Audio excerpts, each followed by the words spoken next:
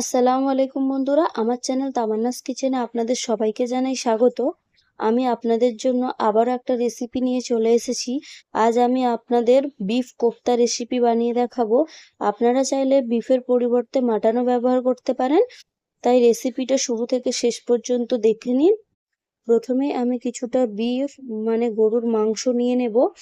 এবার এই মাংসগুলিকে টুকরো টুকরো করে কেটে নেব, যাতে মিক্সিং জারে পিষতে সুবিধা হয়।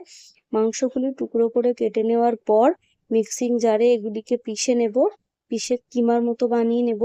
এবার দুটো মিডিয়াম সাইজের পেঁয়াজ নিয়ে পেঁয়াজটাকে বেশ কুচি কুচি করে কেটে নেব। ঠিক আমি যেভাবে কুচি করে কাটছি এভাবেই কাটলে হবে, অথবা এর থেকে মিহিন করলেও আরো ভালো। এবার পেঁয়াজগুলো কাটা হলে ধনে পাতাটাকেও পেছনের অংশটা বাদ দিয়ে কুচি কুচি করে কেটে নেব। সব কেটে নেওয়ার পর মাংসের মধ্যে ধনে পাতা আর পেঁয়াজ কুচিগুলি তুলে দেব। আমার এখানে পাত্রটা ছোট হয়ে গিয়েছিল, তাই আমি অন্য পাত্রে ট্রান্সফার করে নিলাম। এরপর দিয়ে দেব পরিমাণ মতো গুঁড়ো লঙ্কা, সামান্য একটু জিরে গুঁড়ো, গোলমরিচের গুঁড়ো, ধনে গুঁড়ো, গরম মশলার গুঁড়ো, স্বাদ মতো লবণ, 2 চা চামচ আদা রসুন বাটা, এবার সর্ষের তেল খানিকটা দিয়ে এবারে মশলাগুলোর সঙ্গে ভালোভাবে কিমাটাকে চটকে চটকে মেখে নিতে হবে। খুব ভালোভাবে মাখতে হবে, এটা খুবই ইম্পর্ট্যান্ট স্টেপ। এরপর কিছুটা করে মাংস বার করে নিয়ে হাতের সাহায্যে চাপ দিয়ে দিয়ে গোল গোল করে কোপ্তার শেপ বানাতে হবে। আমি এখানে গোল গোল বানালাম, আপনারা চাইলে চ্যাপটাও করতে পারেন।